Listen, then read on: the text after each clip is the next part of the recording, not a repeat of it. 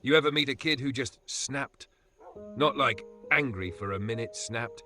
I mean snapped so bad that something else woke up behind his eyes? Yeah, that's this story. One of the oldest internet legends. One that's been whispered through chat rooms, shared in forums, and told at way too many sleepovers. It starts simple. New house, new town, two brothers trying to fit in. But something was off about Jeff. And when the bullies came, they didn't just get punched. They unlocked something. Something that never went back to sleep. This one's not about monsters under the bed. It's about the monster in it. So go ahead, get closer to the fire, and listen to the story of a boy who smiled just a little too wide. This is Jeff the Killer. The day the Woods family moved into their new home, the sky hung low with grey clouds, the kind that made the world feel smaller, wetter, heavier. Jeffrey Woods stood in the driveway, arms crossed, face blank. He didn't say much, didn't have to. The look in his eyes said enough. This wasn't home, it was someone else's dream. A big house, sure, new, spotless, expensive, but it wasn't his house, not the one filled with memories, with midnight snacks and Saturday cartoons. This was just quiet. And Jeff wasn't a fan of quiet. A week passed. Jeff and his younger brother Lou decided to make the best of it. They grabbed their bikes one morning, the Louisiana heat already thick and buzzing, and went riding. They talked like brothers do, about home, about old memories, about the places they missed, the rooftops they used to climb, the video store that let them rent R-rated movies without a second glance. ZM Video? God, that place had character. Here, everything felt fake, like smiling mannequins in a town built on quiet desperation. Still, they tried. The neighborhood led them to a small shopping center, Pizza Hut, a Chinese restaurant, a tobacco store, and best of all, a video store. Jeff's eyes lit up. So did Lou's. For a second, it felt normal again, until the girl behind the counter said, "Hey, aren't those your bikes?" Three boys outside, two riding the Woods, bikes like they owned them, spinning them, crashing them, laughing. The third, a heavier kid with a Red Bull in hand, watched like it was the best show in town. Jeff and Lou stepped outside, heat rising, tension thicker than the air. "Those your bikes?" one asked. "Yeah, why are you riding them?" Lou said sharp. "They were just there, chill out." They weren't chilling, not even close. They were testing the waters, sizing the brothers up. Jeff tried to play it cool, tried to defuse it, introduced himself, tried to be the bigger person. But the ringleader Randy, he wasn't interested in peace. Neither was the big one, Troy, or the quiet one, Keith. They weren't used to being challenged, especially not by new kids. Jeff's patience wore thin, but he held back, until Randy pushed too far. Lou threw a jab, a verbal one. "We're going to your mom's house. We hear she doesn't charge much." That was it. Lines crossed. Keith struck first, a sucker punch to Lou's jaw. Jeff watched the blood, watched the way it dripped from his little brother's mouth, and something inside him snapped. He moved like he'd been waiting for this, like a switch flipped.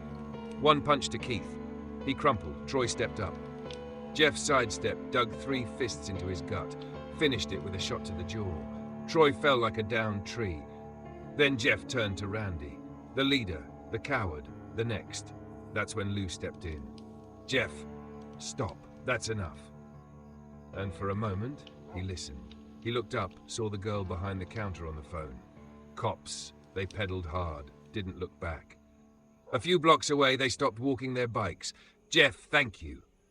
They had it coming. Jeff looked down at his hands, still shaking, still hot. He could feel something stirring in his chest. Not guilt, not fear. Something else. Something darker. And deep down, he liked it. But the fight was just the beginning. Because when they got home, the police were already waiting. And that, my friend, was when everything started to fall apart. The flashing blue and red of the squad cars washed over the Woods driveway. Two of them. Doors open, cops waiting. Jeff and Lou froze. The front door was ajar. Inside, they could already hear the tone of their mother's voice. Sharp, panicked, like glass breaking in slow motion. They stepped in, faces still red from the heat, clothes wrinkled from the ride. Two officers were in the living room, notepads out, leaning against the wall like they'd been there a while. Their mother, Shelia, sat on the couch, arms crossed. Their father, Matt, stood with his jaw tight, Eyes that didn't look at them like sons, but like problems. What did you two do? That was the first thing out of her mouth. Lou jumped in. Some kids tried to jump us. They were messing with our bikes. That's not the way we heard it, Matt cut in. The taller cop stepped forward. His name tag read Williamson, and the way he said Randy's name, Jeff knew immediately. This guy knew the kid. We've got witnesses saying you started the fight. Said you weren't provoked. Jeff gritted his teeth. That's not true. They came at us first. Were your bikes locked? The cop asked. Jeff blinked. What? Did you secure your property, son? Because if you didn't, it's not really theft now, is it? It was bullshit. All of it. Jeff could see it plain as day. They weren't getting justice. They were getting taught a lesson. Know your place. Don't mess with the golden kids. Keep your heads down. And worst of all, their parents bought it. His mom practically nodded along. His dad stood there like a statue made of disappointment. They were lucky, Officer Williamson said. No charges. Not this time. But next time, they'd be watching. Upstairs, Jeff and Lou stewed. Two brothers in the same storm. That cop? He was protecting Randy, Jeff muttered. Lou agreed. They talked about walking away next time, keeping their heads down. But something was already turning in Jeff. He tried to bury it. That burning syrup of rage and pleasure. That sweet black oil that surged through him when he fought, when he won. He tried to hold it back, but not for long. The next morning, it got worse. They came downstairs and saw it in their parents' faces. Cold. Final. Sit down. But Lou asked what was going on. His dad didn't answer. He commanded, sit down, and then the bomb dropped. Lou was being sent away to Aunt Marcy's for the rest of the summer. Jeff, he was staying, alone. They didn't even try to explain, didn't listen to the protests, didn't care. You brought this on yourselves, that's what they said. But Jeff knew the truth. They wanted peace, not justice, not fairness, just silence. And if it meant sending their kids away to get it, so be it. Jeff watched Lou pack, watched the car pull away, and then sat in the silence of his room as the rage began to swirl again. But this time it was different. It wasn't just rage, it was hate. Not toward the boys who attacked them, not toward the cops who protected them, but toward the ones who were supposed to protect him, his family. The days passed slow. Jeff barely spoke, barely moved, just existed. Alone in a house full of people who couldn't see him, until the day his mother knocked on his door and forced him to get dressed. You're going to Randy's. Jeff stared at her. What? His mom and I agreed. You two need to bury the hatchet. You're going over there right now. Jeff refused until she made the promise. Do this for me and I'll bring Lou home tomorrow. She knew that was the only thing he wanted, so he said yes. But he shouldn't have, because that was the last day Jeff Woods ever saw himself as normal. Jeff sat quietly in the passenger seat of his mother's car. The heat outside clung to the windows like a fever, but it was colder inside. Tense, dead quiet. She hummed softly to herself, fake as the painted smiles on suburban mailboxes. And Jeff just stared out the window. They pulled into Randy's driveway. Suburban, perfectly trimmed lawn. Fake. Everything here was fake. Randy's mom answered the door with a sugar-sweet smile that made Jeff's teeth hurt. Oh, you must be Jeff, she chirped. So glad you're here. Boys will be boys, right? Jeff forced a smile. A lie, one of many. His mom disappeared inside with Randy's, leaving Jeff at the bottom of the stairs. Second door on the left, she called behind her.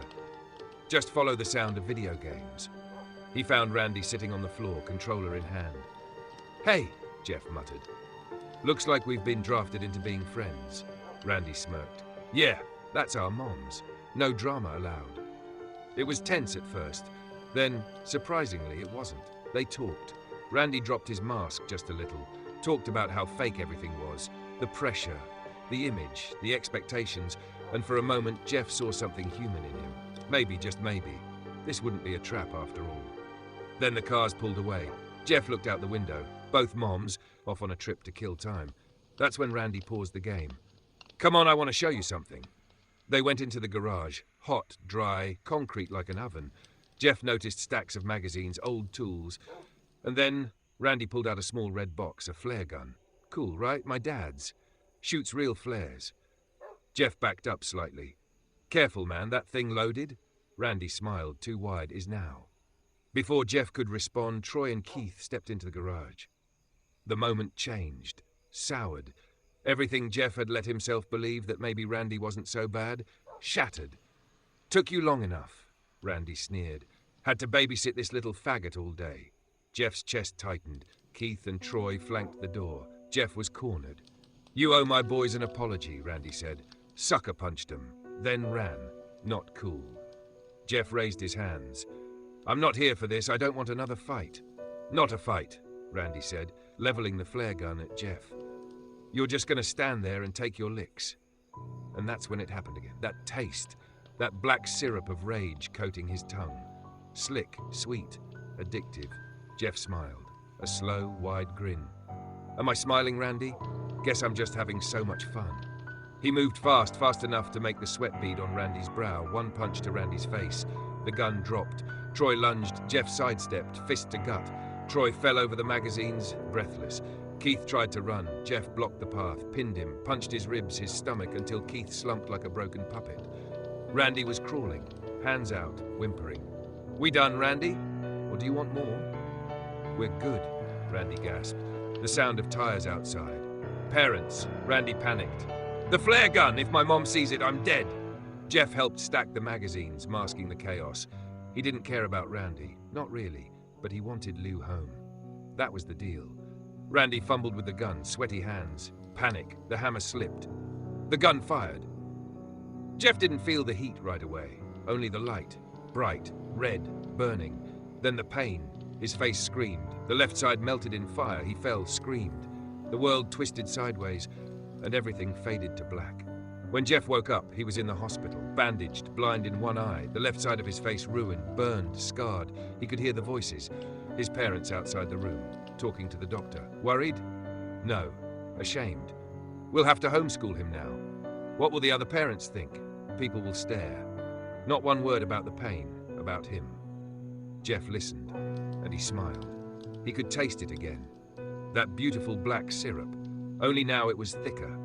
And this time, he wasn't going to push it down. Because they didn't care about his pain. They cared about their image. They didn't want a son. They wanted a prop, a smile in a family photo. But they broke that smile. Now he had a new one. Soon he'd go home. Soon he'd show them what they made. And soon they'd all learn the lesson. The final one. They brought him home under dim skies. Clouds hung over the neighborhood like a warning. The kind you feel before a storm ever shows its face.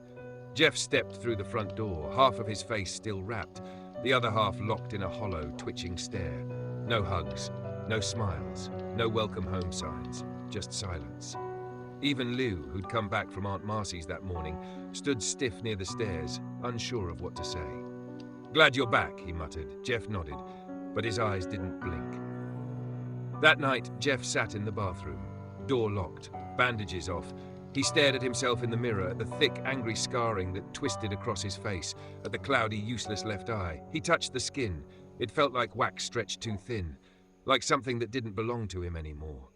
And the smile, the one carved by fire, it was always there, always, grinning. Downstairs, Lou knocked. You okay, Jeff? Silence. Then, I'm not okay, Lou, but none of us are.